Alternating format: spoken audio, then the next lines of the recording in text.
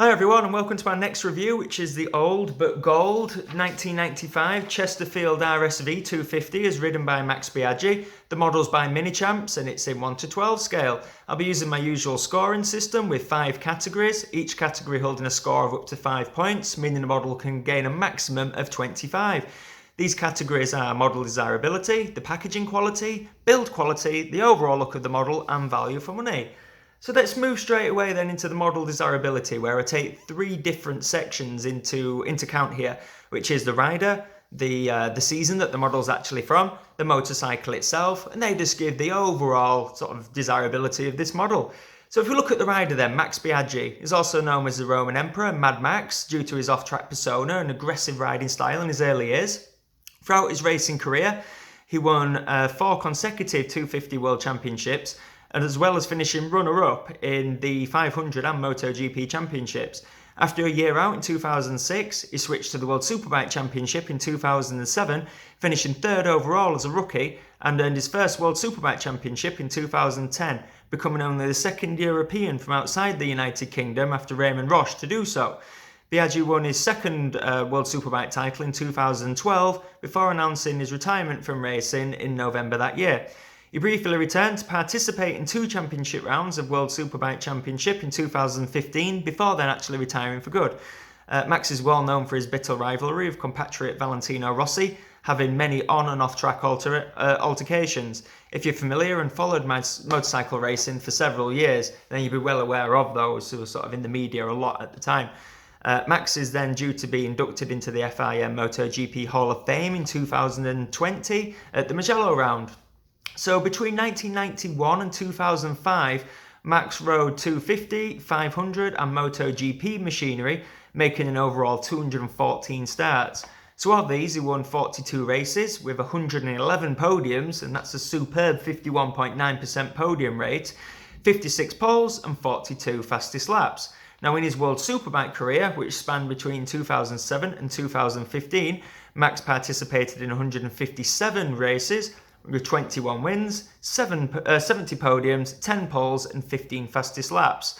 So overall, Max won a terrific 6 world titles, 5 with Aprilia machinery and 1 with Honda, which was the 250 title in 1997.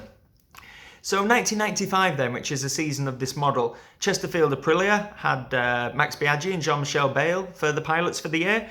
Max destroyed the opposition, winning the 250 championship with 283 points, 63 ahead of Japanese rider Tetsuya Harada.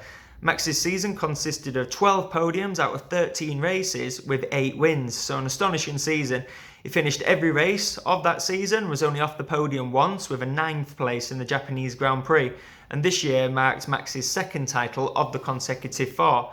Jean-Michel Bayle, though, didn't fare quite as well, finishing the championship in 15th with a best of 6 and 37 points. So the motorcycle then, the RSV 250, it participated between 1991 and 2010, having huge success until the change of rules ended the engine class for good in 2010. From its debut, it underwent several modifications and upgrades, which culminated in the last version, the RSA 250. And since its inception, the bike has won 10 World Championships, although one as Gilera using rebranded Aprilia bikes, making it the most successful racing bike of its category.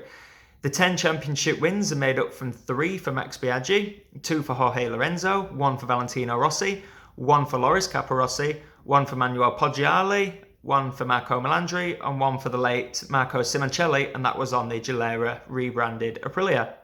So overall then, I've mentioned this before, but in my eyes, championship winning machinery is automatically more desirable and collectible, especially like in this case, where it's an iconic rider and bike combination that's definitely fondly remembered. Being part of the Minichamps Classic series, the model is also a lot rarer than the average 1 to 12 motorcycle collectible. It's highly sought after, which just a look on eBay will show you that there's not many of these out there on the aftermarket, and when there is, they go for really high prices. My opinion is that this is an example of Minichamps' best work, of their highest quality and also the most sought after. So overall, for me, this section is an easy 5 out of 5 for desirability. Rolling into the next category then, which is the packaging quality. Now I've mentioned before, but in my opinion, these Minichamps Classic Series are at the top of the pile with any packaging that any of the 1 to 12 motorcycles come in. They're just the cardboard quality, the picture quality, just it's natural presentation box instead of just something that is designed to get the model to your door in good condition. It's just they're just great, you know. They look really good even if you display the bikes inside them, of which I'll show in a second, or alongside them. Something to note on here, the picture on the front of the box doesn't have the Chesterfield sponsorship on there, which is quite a strange move as the motorcycle does itself. I'm guessing that was due to censorship, something like that. And also I've had mine signed, as well as motorbike signed by Max Biaggi himself also. So standard, that wouldn't actually come on these. If I just have a little look around the box, it just says Minichamps on there, again with just a description of what the motorcycle is. If we look at the side, it has Classic Bike Series, scale 1 to 12. You can see where the actual box opens there with that seam. So let's have a look inside then. So they open really easily, and this is where the bike is housed. So obviously it comes on here. One thing to note, which is quite bizarre for quality control, is it says 1997 there. The actual motorcycle is 1995. So I find that quite strange how that wasn't picked up on. But from what I've seen, I've had a few of these myself and seen a lot of other videos on them. They all say 1997. Something else that we can see on here is the cardboard. Very thick, great quality, feels brilliant.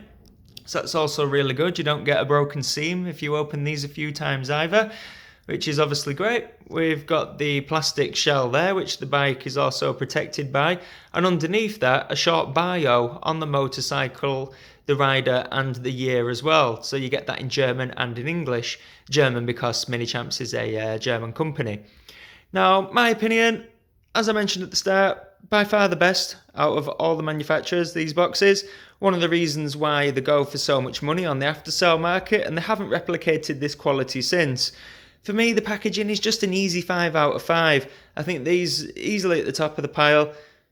I can't see anyone else actually beating them, as I'm guessing they cost a lot of money to produce now. It doesn't state if they're limited edition. It has no number on the box.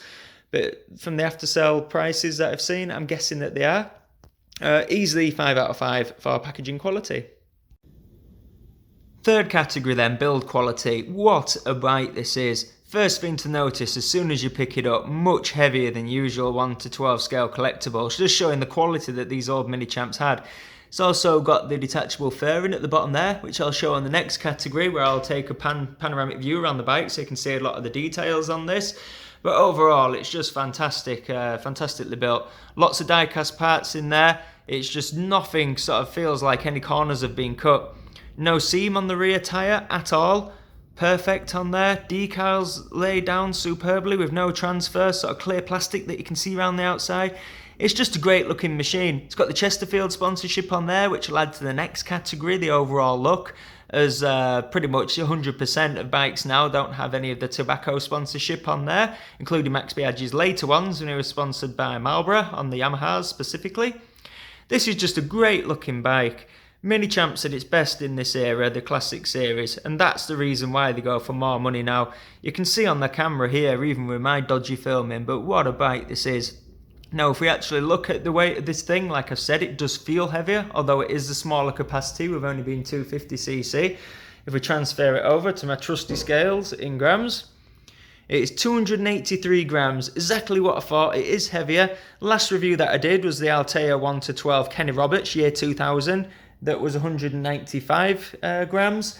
There's also then the Spark Rossi 2016 that I reviewed, which was 236 grams. And the heaviest that I've done so far, which was the Lorenzo Minichamps 2010, which was 270 grams. So this being 283, as well as being a smaller capacity machine, a smaller bike, shows the quality of this. And when you get it in hand, you can definitely just feel that.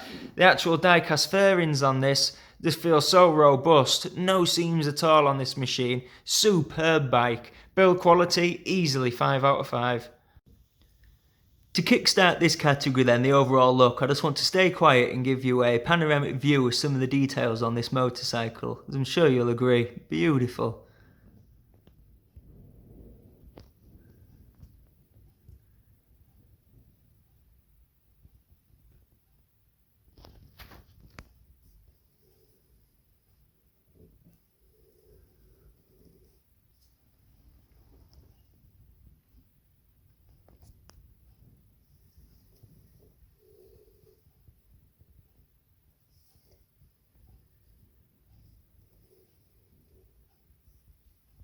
So what a lovely looking machine. Whether you're displaying this with that belly pan on or off, you've got a fantastic looking display piece.